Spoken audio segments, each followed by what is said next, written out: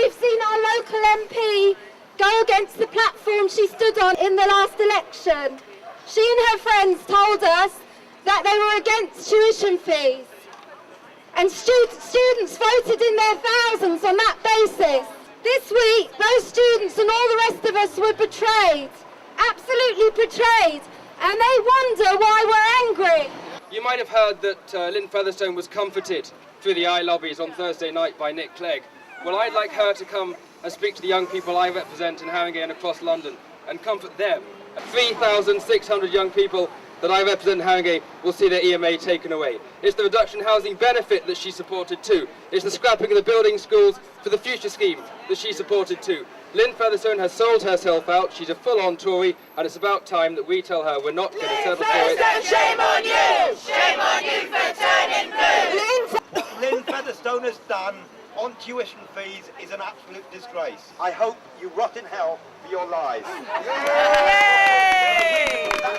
For 16 months, I spent my time knocking on doors on this area, meeting the local people. And again, people said, oh, I like Lynn Featherstone, she's nice, she replies to my letters.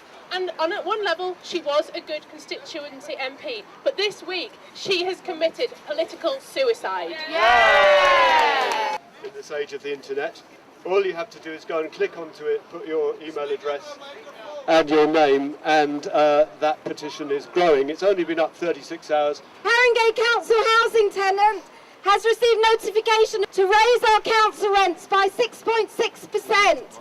6.6%. That is me, who has a job, didn't get a pay rise last year, isn't getting one this year, and won't get one next year either. The country is broke, and the cuts are necessary and inevitable. That's always been a lie, but in the last 3 weeks, it's been proven to be a lie. When George Osborne suddenly discovered £7 billion in the back of his sofa somewhere to bail out the Irish economy, he said he was bailing out the Irish economy to be a good friend to the Irish people. That was another lie. That wasn't about bailing out the Irish people. It wasn't about bailing out Irish public services. It was about bailing out Irish banks. The bailouts are to protect the rich, the powerful and the banks in this situation. If they've got £7 billion to do that, they've got £7 billion to stop the cuts. And it's not as if the bankers have got any shame. Leading bankers of the Allied Irish Bank, who've just been bailed out, announced this week that they're going to give themselves another €40 million in bonuses. Hardly performance related, I think. And if you look at what happens on Newsnight, or if you look at what happens on Radio 4 Today programme, or if you read The Guardian, or any of these newspapers, yes, there's nothing you can do. We know that protests work. If it hadn't been for the student protests over the last few weeks, then the Lib Dems wouldn't have split down the middle, and the vote would not have been as close as it was. So protests work. We've got to keep up the protests. We've got a speaker now from a campaign which has demonstrated that protests do work. Lynn Featherstone got back in on the back of our campaign. It's an utter disgrace, because as soon as she got back in, they brought in this horrible white paper to destroy the NHS. There's going to be £4 billion worth of health cuts.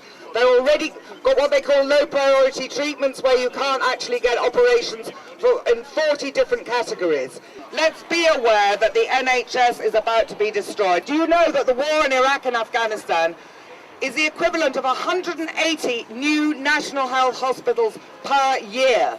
That is a disgrace. So we need to link up the issues. And, you know, This is only the beginning. What we don't want to do in the spring and in the summer is to be having a post-mortem about our public services. They say cut back! We say fight back! And they say cut back! We say fight back! When they talk about violence, and they did it from Millbank onwards, the very violence that's been against the person, against human beings, which I think we should all be concerned about, has been done by the police. At Parliament Square, there was the things shifted when they sent the cavalry in which indiscriminately basically trampled on people who weren't doing anything of a violent nature whatsoever, including a female student from Cambridge University that had her shoulder bone shattered. For the last month, a complete turnaround in British politics that we haven't seen for maybe 20 or 30 years. But what was impressive was the youth of all those demonstrations. It was school children, it was the free students that came out and were at the forefront of all these demonstrations. It's a whole new generation that's being thrown into politics that doesn't really care about the fact that we lost 30 years ago in the miners' strike. Start being able to argue for a world that doesn't focus on the rich, doesn't focus on the bankers, doesn't focus on the Tories, and actually can start focusing on our needs and on our public services and on ordinary people that will have to suffer this crisis. So the fight back has started. The British scene has started to change. It's shifting extremely rapidly. It doesn't look like anything that most people here have probably seen in a very, very long time. And we have to keep on pushing it that way. We have to generalize it. We have to get workers out. And we have to keep fighting. So thank you for coming. Students and workers, unite and fight! Students and workers! Unite and fight! There's build for the national campaign in March, but understand that that is just the beginning of a long war against this coalition government. Thank you very much.